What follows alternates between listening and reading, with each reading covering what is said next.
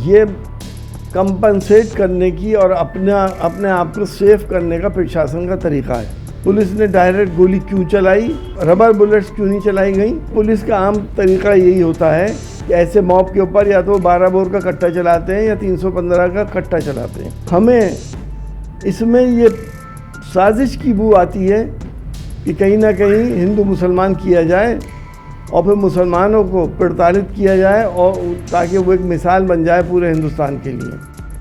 उत्तर प्रदेश के जिला संभल में हुए विवाद को लेकर सपा सांसद जियाउर रहमान बर्क के ऊपर नामजद एफआईआर दर्ज होने से पूर्व सांसद डॉक्टर एसटी हसन उनके समर्थन में उतर आए। एसटी हसन का कहना है कि अपने आप को सेव करने का प्रशासन का तरीका है और सांसद के ऊपर एफआईआर दर्ज कर दी, जबकि वो मौजूद ही नहीं थे और विधायक के बेटे का भी नाम सामने आ गया, जबकि वो तो लोगों को समझाने में लगे हुए थे। पुलिस ने बहुत ज़्यादा गलत किया है, उनकी गोली से कई लोगों की मौत हो गई। डायरेक्ट गोली क्यों चलाई, रबड़ बुलेट चलानी चाहिए थी और दोबारा सर्वे कराने का ऑर्डर किसने दिया? वो लोग इतनी सुबह क्यों गए थे? हमें इसमें साजिश की बू आती है। आखिर दंगा क्यों भड़का? इस मामले में जो भी दोषी है उसको सख्त सजा मिलनी चाहिए। प्रशासन अफवाहों को भी कंट्रोल नहीं कर पाया और आरोप सांसद और विधायक के बेटे पर लगा रहे हैं। और अगर पुलिस को भीड़ पर फायरिंग भी करनी थी तो घुटने से नीचे मारते। लोगों को सीने में गोली लगी है जिससे उनकी मौत हुई है। क्या अब संविधान की बिल्कुल ही धज्जियां उड़ा दी जाएंगी? क्या हिटलर शाही अब दोबारा वापस आ रहा है? आप भी सुने क्या कहा। देखिए, ये कंपनसेट करने की और अपने आप को सेफ करने का प्रशासन का तरीका है। मेंबर ऑफ पार्लियामेंट के ऊपर एफआईआर कर दी, जबकि हमें ऐसा मालूम हुआ था कि वो यहाँ मौजूद नहीं थे, वो दिल्ली में थे। पार्लियामेंट का सेशन शुरू हो रहा है, आज हो भी गया। तो और विधायक के बेटे अब वो दंगे को शांत करने की कोशिश कर रहे थे, लोगों को समझा रहे थे जितना मुझे मालूम है। लेकिन क्योंकि पुलिस ने ज़्यादती करी बहुत ज़्यादा, वहाँ पे पुलिस की गोली से 3 से 4 आदमी सुनने में आया है कि ख़त्म हो गए। पुलिस ने डायरेक्ट गोली क्यों चलाई, रबर बुलेट्स क्यों नहीं चलाई गई? तो ये बहुत से सवाल खड़े होते हैं कि इस तरह से क्यों किया गया। दोबारा सर्वे का किसने ऑर्डर दिया था? क्या कोई उनके पास ऑर्डर था? अगर ऑर्डर नहीं था तो इतनी सुबह गए क्यों थे? एक बार सर्वे हो गया, शांति से हो गया, तो दोबारा क्यों करा?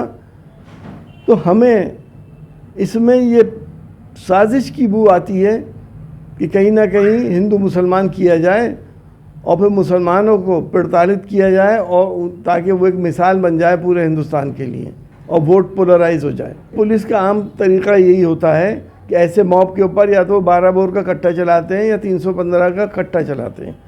हमने बहुत जगहों पे ये देखा है, तो ताकि ये ना महसूस हो कि पुलिस ने मार दिया। ये तो अपने आप को शील्ड करने की तरकीबें हैं। मेरा तो ये कहना है कि इसकी सीबीआई जांच हो कि दंगा क्यों भड़का, इसमें किसकी कमी रही, प्रशासन की रही, पुलिस की रही, जनता की रही। जो भी दोषी है उसको सख्त से सख्त सज़ा मिलनी चाहिए। जाहिर है, जब 3 दिन पहले सर्वे हो चुका था, कंप्लीट सर्वे करके चले गए थे, दोबारा किस जल्दबाजी में आए थे? दोबारा सर्वे क्या अदालत का कोई आदेश था?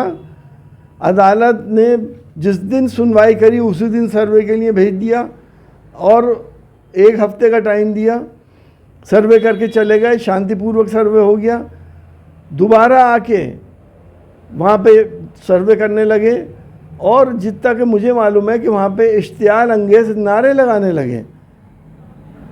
उन नारों से लोगों के अंदर दहशत और वहशत होने लगी और अफवाहों का बाज़ार गर्म हो गया। कोई कहने लगा कि इन्होंने अंदर लाके मूर्तियाँ रख दी, कोई ये कह रहा कि ये 4 बजे क्यों आए जबकि वो 6 बजे आए थे। तो जब अफवाहें फैलती हैं उसको भी कंट्रोल नहीं कर पाई वहाँ का प्रशासन, और इल्ज़ाम वहाँ के सांसद और विधायक के बेटे के ऊपर रख रहे हैं। ये इल्ज़ाम बिल्कुल निराधार है। एफआईआर उनके खिलाफ़ करी गई है। क्या लोकसभा के स्पीकर से इस बात की इजाज़त ली गई, ये भी देखना पड़ेगा।